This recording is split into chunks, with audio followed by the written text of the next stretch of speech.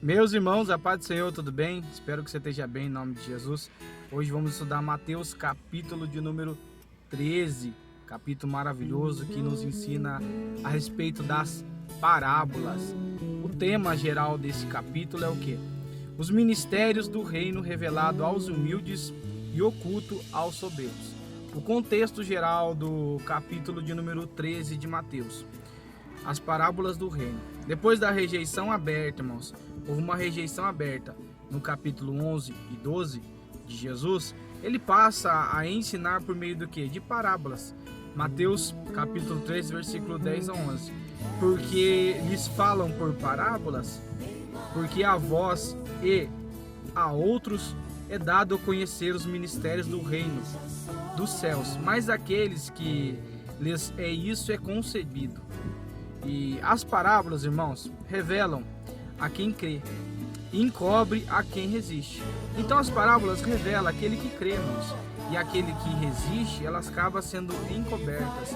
A exegese, por que Jesus ensinava por parábolas, irmãos? Uma dúvida que muitos têm, né? Até mesmo nos dias de hoje. Por que Jesus falava palavras diferentes, dando um significado para uma palavra, né? Mateus 13:13. Vendo, não vem, ouvindo, não ouve e nem entende. No grego, o que significa parábola? É parabolé, colocar algo ao lado para comparar. Mysterion, o que significa mysterion? Verdade revelada por Deus, não descoberta por homens. São verdades, né? Os mistérios, o mysterion, se você queira, revelado por Deus e não descoberta pelos homens. Exegese, a parábola não é ilustração simples, é um instrumento de juízo e de graça. Isaías capítulo 6, versículo 9 ao 10. Ouvireis com os ouvidos e não entendereis. A parábola do semeador. Vamos falar da primeira parábola, essa parábola maravilhosa, conhecida de todo o povo de Deus. Em Mateus capítulo 3, do versículo 1 ao 23, relata a respeito dessa parábola, versículo 19. A todos os que ouvem a palavra do reino e não a compreendem. E aqui nós vamos ver o que, irmãos? Quatro solos que representam condições diferentes na vida e no coração das pessoas. Qual é o primeiro solo? A beira do caminho, irmãos. O que simboliza a beira do caminho, em forma de parábola, é o coração endurecido. Segundo, pedregoso. O que significa o pedregoso? Emoção sem raiz, irmãos, não tem raiz nenhum. Entre espinhos. O que é entre espinhos? Fé sufocada por preocupações, irmãos.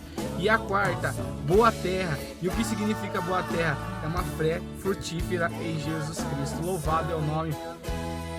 O problema não está na semente, mas está na onde, irmão? É no solo, é no coração. Lucas 8,15. Os que caíram em boa terra são os que retêm a palavra. Os que caíram em boa terra são os que retêm a palavra. Capítulo de número 13, versículo 24 ao 30, vai falar de uma segunda parábola aqui nesse texto. A parábola conhecida de todos nós, o joio e o trigo, né? No seu grego significa zizanion, joio, erva daninha, quase idêntica ao trigo. Ela é quase idêntica ao trigo. O reino cresce em meio à falsidade, mas o juízo, irmãos, é certo. Mateus 13:41. O Filho do Homem enviará os seus anjos. A escatologia, irmãos, separação final, pertence a Deus e não à igreja. Essa separação final, irmãos, da escatologia, não pertence à igreja, irmãos, pertence a Deus, irmãos. E aqui, irmãos, nós vemos uma diferença tremenda. Se você estudar um pouquinho a parábola do joio e do trigo, a palavra de Deus fala que é para deixar crescer junto, irmãos. Porque a palavra de Deus vai crescer em meio à falsidade. E há uma diferença, irmãos, entre o joio e o trigo, bem pequena. Por exemplo, o joio é sempre maior que o trigo, irmãos. Então, simboliza uma pessoa soberba, uma pessoa que sempre quer se sobressair sobre as pessoas, que sempre está acima de tudo, irmãos. É tremendo isso aqui, irmãos. Mas a palavra de Deus fala também, irmãos, que quando o vento bate, irmãos, o joio não se curva, irmãos. O trigo sim, por que o trigo se curva? Porque o trigo tem conteúdo dentro, tem o peso, irmãos, dentro dele ali, ele acaba se curvando. Agora o joio não, o joio por estar vazio, irmãos, ele não se curva em momento de vento. Simboliza também o orgulho, o ego, irmãos, pessoas que não se curvam diante de Deus, não se curvam diante de autoridades, não se curvam diante de lideranças, irmãos. Irmãos, deixar crescer junto. O joio e o trigo vai crescer junto, irmãos. Eles vão estar um do lado do outro ali. Mas existe um dia que esse joio e o trigo vão ser separados. Sabe que dia que é? O dia do joeiramento, irmãos. Onde o trigo e o joio é separado, irmãos. E esse dia vai chegar, irmãos. Esse dia irá chegar. Terceira parábola aqui, melhor dizendo, terceira parábola que nós temos aqui é do grão de mostarda, essa parábola maravilhosa, que é a maior hortaliça que existe, porém a sua semente é a menor, irmãos. É muito pequena a semente da mostarda e o reino de Deus começa como? Pequeno, irmãos, mas cresce de uma forma sobrenatural, irmãos. Assim deve ser também, irmãos. A nossa fé deve começar pequena, mas o texto está falando para a nossa fé ser pequena. Nossa fé tem que crescer e alcançar o sobrenatural de Deus na nossa vida, irmãos. Zacarias 4:10. Quem despreza o dia das coisas pequenas, não desprezamos um grão de mostarda, mas está falando do processo ali do grão de mostarda, que é um processo doloroso, mas se cresce, irmão. Depois ela vira uma árvore, a maior hortaliça que existe, vira sombra e faz pousos para os animais. É coisa linda, irmãos, o processo do grão de mostarda, irmãos. Louvado é o nome de Jesus. E a quarta, o fermento, irmãos. Mateus capítulo 13, versículo 33. O reino dos céus é semelhante ao fermento, irmãos. Aqui o fermento não simboliza pecado, mas influência invisível. O reino transforma de dentro para fora. O reino, irmãos, começa na parte de dentro para fora, irmãos.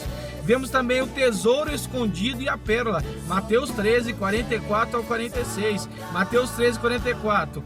Cheio de alegria, vai e vende tudo. O reino exige o que, irmão?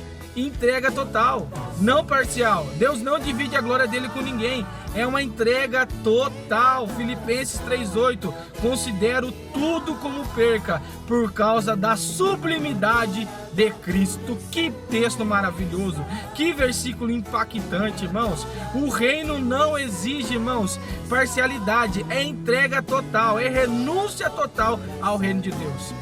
E a rede? Mateus 13, 47 ao 50. Mateus 13, 49. Assim será na consumação do século.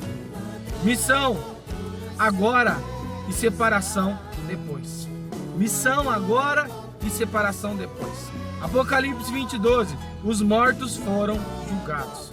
Agora vamos falar um pouquinho da cristologia do capítulo 13. Jesus é o semeador, irmãos. Jesus é o Senhor da colheita. Jesus é o juiz também, louvado é o nome do Senhor Jesus. Jesus é o tesouro supremo. Glórias a Deus. Mateus capítulo 3, 37. O que semeia a boa semente é o Filho do Homem. Louvado é o nome de Jesus. Para ele é toda a glória, não só hoje, mas para todos sempre. Oh, aleluia, louvado é o nome de Jesus. Teologia sistemática resumida.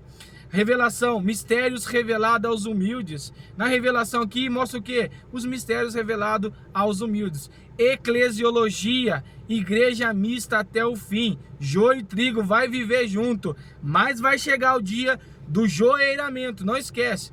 Soteriologia, resposta individual ao reino. Escatologia, juízo certo e final. A hermenêutica bíblica, o que nos ensina? Parábolas explicam verdades espirituais. Nem tudo é alegórico, irmãos. O contexto define o que? O seu significado. A explicação de Jesus é o que? É a chave, irmãos. Mateus 13:51. Entendeste todas essas coisas? A explicação de Jesus é a chave para tudo, irmãos. E para nós finalizarmos a homilética, hoje o tema é o que? Os mistérios do reino do coração do homem. Primeira lição, o reino revelado aos que querem ouvir. É aqueles que querem ouvir a boa palavra. É aqueles que querem ouvir a boa semente, irmãos. O coração define o fruto. O problema não está no solo, ó. está no coração. O reino cresce apesar da oposição. Mesmo que tenha joio, o reino de Deus vai ter perseguição. Ele vai continuar crescendo. Não foi os coliseus, não foi os perseguidores da época de Cristo, dos discípulos, que pararam a igreja. Nada para a igreja do Senhor Jesus. O valor supremo do reino é a quarta lição. E o quinto, o juízo final é inevitável. Louvado é o nome do Senhor Jesus. Estamos para a reta final do nosso estudo de hoje. Mateus 13 ensina o quê? Que o reino já chegou e nem todos o compreendem. Só frutifica quem se rende. O juízo virá no tempo certo. Louvado é o nome de Jesus. Mateus 13, 23. O que foi semeado em boa terra e o que ouve, entende e dá frutos. A pergunta final não é: você ouviu? Você frutificou? Você tem sido uma bênção nas mãos do Senhor? Você tem sido joio ou trigo? É a pergunta que eu deixo para você nesse dia de hoje. O que você tem sido nas mãos do Senhor? Eu espero que você tenha sido uma bênção e continue sendo para a glória de Deus. Amém, meus irmãos? Que Deus abençoe. Estamos finalizando mais um dia de estudo aqui.